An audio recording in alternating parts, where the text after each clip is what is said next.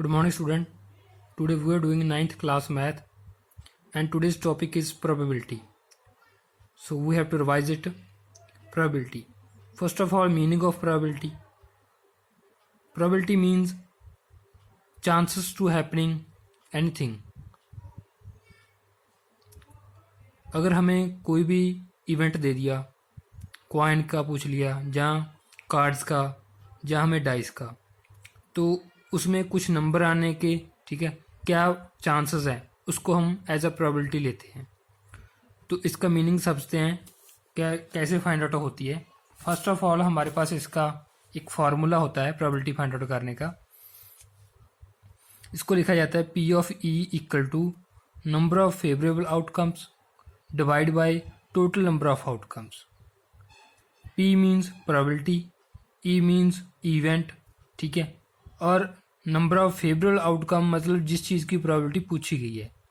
Total number of outcome, total कितनी possibilities बन सकती हैं। तो इसको मैं और एक्सपेंड करूं तो आउटकम क्या चीज़ है हमारे पास। आउटकम, पहले आउटकम्स क्या होती हैं। देखो, अगर हमारे पास 2 कॉइन्स हैं, ठीक है, उनको अगर मैं टॉस करूंगा, 2 कॉइन्स को टॉस करूंगा, तो क्या आउटकम आ सकती है। या तो दोनों पे हेड आएगा, जहाँ एक हेड और एक टेल आ जाएगा, जहाँ पहले हेड आ जाएगा बाद में टेल आएगा, ठीक है, ऐसा हो सकता है। या फिर दोनों पे टेल आ जाएगा। ये पॉसिबिलिटीज़ बन सकती हैं, ठीक है। ये टोटल आउटकम्स, टोटल आउटकम बोला जाता है इसे, ठीक है। ये टोटल आउटकम्स हो जाती हैं सारी। अगर हमें पूछ लिया जाए कि प्रोबेबिलिटी बताओ कि हर बार हेड आए, ठीक है, 2 हेड्स मीन्स दोनों पर हेड आए, तो उसकी प्रोबेबिलिटी हमने फाइंड आउट करनी हो, ठीक है। तो 2 हेड्स कितनी बार आया है।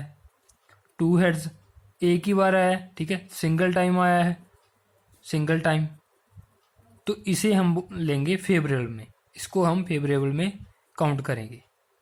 तो अगर हमें प्रोबेबिलिटी निकालनी हो, प्रोबेबिलिटी किसकी निकालनी हो, 2 हेड्स की, 2 हेड्स की प्रोबेबिलिटी, तो मेरे पास फेवरेबल केसेस कितने हैं। 2 हेड्स कितनी बार आए हैं, एक बार, ये रहा, ठीक है। तो उनकी काउंटिंग कितनी है, दैट आर 1। लेकिन टोटल की काउंटिंग कितनी है जी, कितने हैं, 1 2 3 4, टोटल हो गए 4। तो नीचे आ गया टोटल।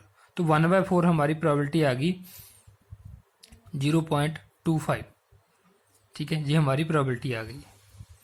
तो इसीलिए इसको बोला जाता है P of E number of favourable outcome upon total number of outcomes, ठीक है।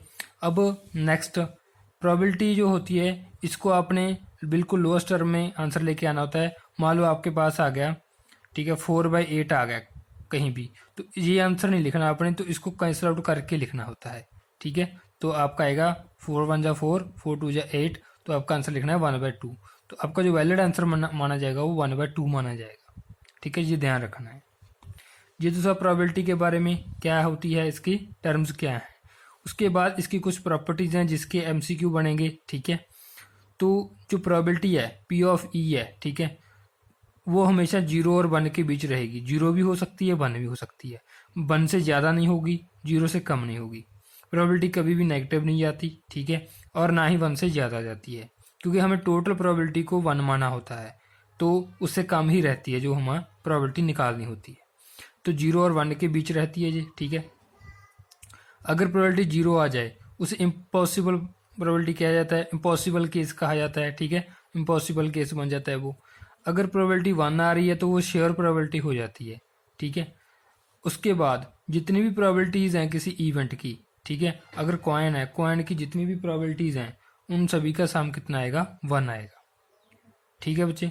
तो ये प्रॉपर्टीज़ हैं, ये कुछ आपने ध्यान में रखनी है, जो प्रोबेबिलिटी की काफ़ी इंपॉर्टेंट मानी जाती हैं MCQ के पॉइंट ऑफ व्यू से, ठीक है। तो अब हमारे पास इसके कुछ क्वेश्चंस हैं, वो देखते हैं कैसे करने हैं।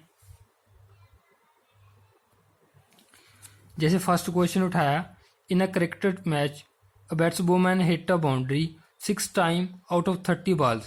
She plays find the probability that she did not hit a boundary.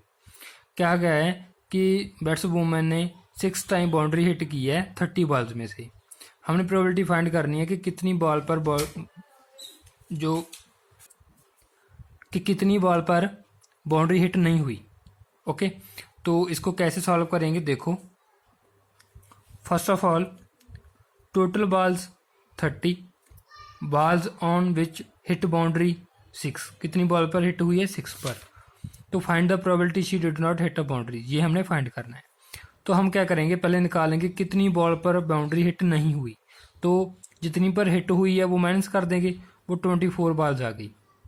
तो हमने फाइंड आउट प्रोबेबिलिटी जो फाइंड आउट करनी है वो नॉट हिट की करनी है, नॉट हिट की। ठीक है, तो जो हमारा इवेंट बनेगा वो नॉट हिट बाउंड्री बनेगा।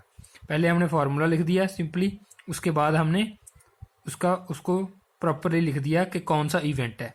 तो not hit boundary means number of balls on which not hit boundary, ये हमारे फेवरेट केसेस होंगे।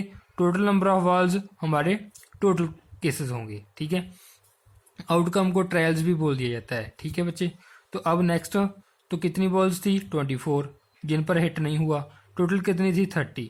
तो दोनों को कैंसिल आउट करके क्या आया 4/5, दिस इज आवर आंसर।